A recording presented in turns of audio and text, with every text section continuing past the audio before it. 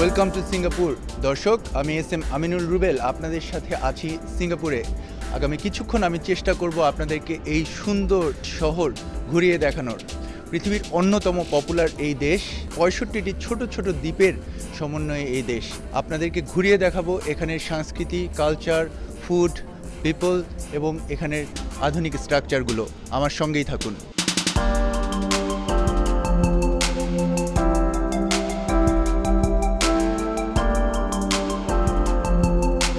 মাত্র ৭৩৩ স্কোয়ার কিলোমিটারের ছোট্ট একটি দেশ সিঙ্গাপুর, তবে এর জনসংখ্যা ৫৬ লক্ষেরও অনেক বেশি, যে কারণে পৃথিবীর তৃতীয় ঘনবসতিপূর্ণ দেশ কিন্তু এই সিঙ্গাপুর। তবে আমার পেছনে দেখতে পাচ্ছেন এই ঘন সবুজ জঙ্গল। সিঙ্গাপুরের ৫৬% এলাকাই কিন্তু ঘন সবুজ জঙ্গলে ছেয়ে আছে। তবে মজার ব্যাপার হচ্ছে এর ২৭% জঙ্গল কিন্তু আবার মানব সৃষ্ট এমন সুন্দর সুন্দর পার্ক, যে কারণে সিঙ্গাপুরের জনসংখ্যা অনেক বেশি হলেও, ঘনবসতিপূর্ণ হলেও সিঙ্গাপুরে কিন্তু সবুজ বা সুন্দর প্রকৃতির মোটেও অভাব নেই।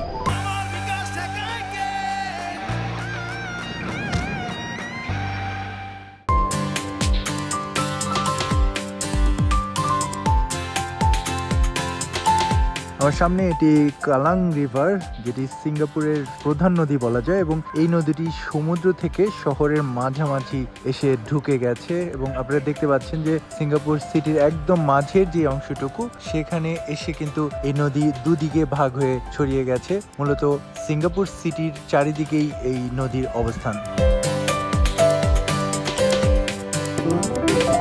পুরো সিঙ্গাপুর জুড়েই এমন লায়নের প্রতিকৃতি দেখা যায়। সিঙ্গাপুরকে সিংহের শহর বললেও ভুল হবে না। এটিকে ন্যাশনাল আইডেন্টিটির সিম্বল হিসেবে প্রকাশ করা হয় সিঙ্গাপুরে। তবে পুরো সিঙ্গাপুরে বনাঞ্চল অনেক কম এবং বাস্তবিক অর্থে সিঙ্গাপুরে কোনো লায়ন নেই।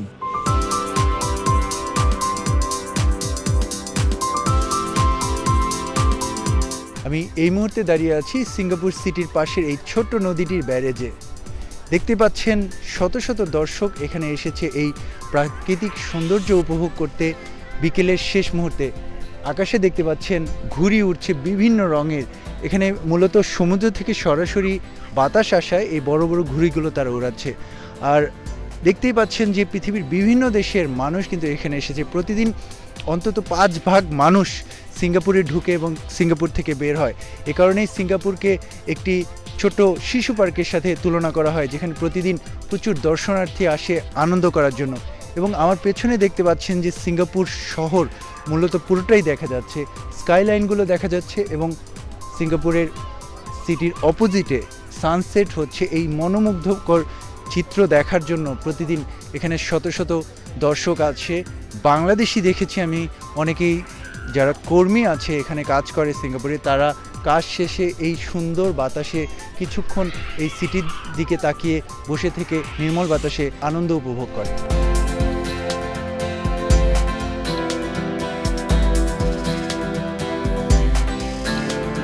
সিঙ্গাপুর পৃথিবীর অন্যতম মাল্টিকালচারাল একটি দেশ। এর প্রধান কারণ প্রতিদিন এখানে লক্ষ লক্ষ পর্যটক ভ্রমণে আসে সিঙ্গাপুর, এর প্রাকৃতিক সৌন্দর্য দেখতে, এর আধুনিক স্ট্রাকচারগুলো দেখতে। মজার একটি তথ্য দিয়ে রাখি, সিঙ্গাপুরে কিন্তু ৭৪% মানুষই চাইনিজ বংশোদ্ভূত। এছাড়া ১৪% মানুষ মালয়েশিয়ান বংশোদ্ভূত এবং ৯% মানুষ ইন্ডিয়ান বংশোদ্ভূত। এছাড়া এই জনসংখ্যার ধর্মভিত্তিতে যদি ভাগাভাগি করা হয় তাহলে প্রায় ৩১% মানুষ কিন্তু বৌদ্ধ ধর্মাবলম্বী। এছাড়া ২০% মানুষ যারা কোনো ধর্মই পালন করে না, ১৯% মানুষ আছে যারা খ্রিস্টান ধর্মাবলম্বী এবং ১৬.৫% মানুষ মুসলিম ধর্মাবলম্বী। তার মানে আপনি যখন সিঙ্গাপুর আসবেন, সিঙ্গাপুরে ঘুরে দেখবেন প্রতিটি মানুষই ডিফারেন্ট, প্রতিটি মানুষই বিভিন্ন কালচার থেকে এসেছে। এটি সিঙ্গাপুরকে আরও সুন্দর করেছে।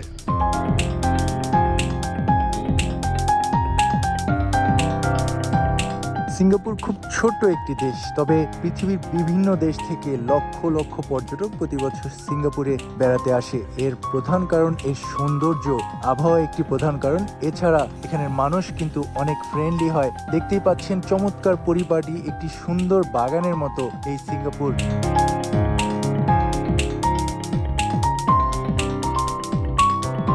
সিঙ্গাপুর ঢাকার চেয়েও ছোট একটি দেশ। এখানে গাড়ির দাম অনেক অনেক বেশি, কারণ সরকার চায় না রাস্তায় ট্রাফিক হোক। এখানে পিক টাইমে অনেক ট্রাফিক হয়, ঢাকার মতো ট্রাফিক হয়। মূলত সরকার মানুষকে উদ্বুদ্ধ করে তারা যেন পাবলিক ট্রান্সপোর্টে চড়ে এবং প্রাইভেট কার ইউজ না করে। এই কারণে সিঙ্গাপুরে গাড়ির ট্যাক্স কিন্তু অনেক বেশি, গাড়ির দাম অনেক বেশি। তবুও সিঙ্গাপুর এলে আপনারা পৃথিবীর বিভিন্ন দেশের বিভিন্ন ব্র্যান্ডের চমৎকার সব গাড়ির সমারোহ দেখতে পাবেন।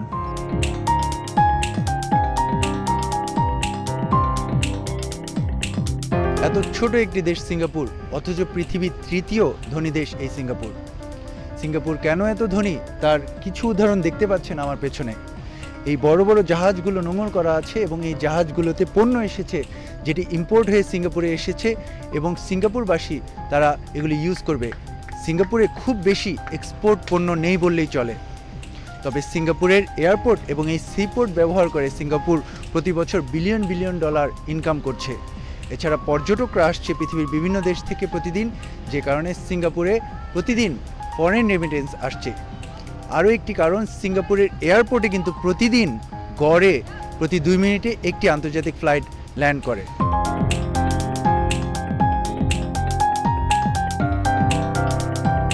আমি এই মুহূর্তে দাঁড়িয়ে আছি সিঙ্গাপুরের ইস্ট কোস্ট পার্কে। চাঙ্গি এয়ারপোর্ট থেকে ইস্ট কোস্ট পার্ক তুলনামূলক অনেক কাছে।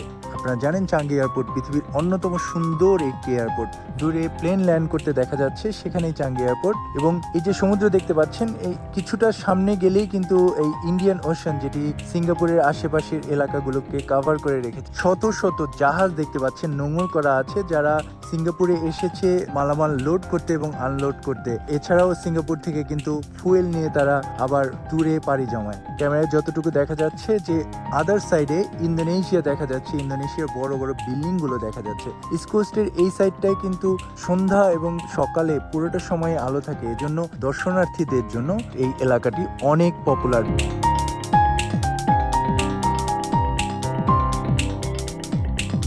সিঙ্গাপুরের চারিদিকেই এমন ছোট ছোট মানব সৃষ্ট বিচ আছে।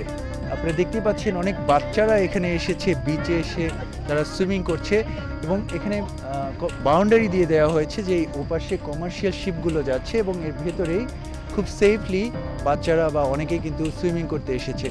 আমি যেখানে দাঁড়িয়ে আছি দেখতে পাচ্ছেন এটি একটি ভাসমান ব্রিজ এবং ওপাশে ছোট্ট একটি আর্টিফিশিয়াল দ্বীপ তৈরি করা হয়েছে।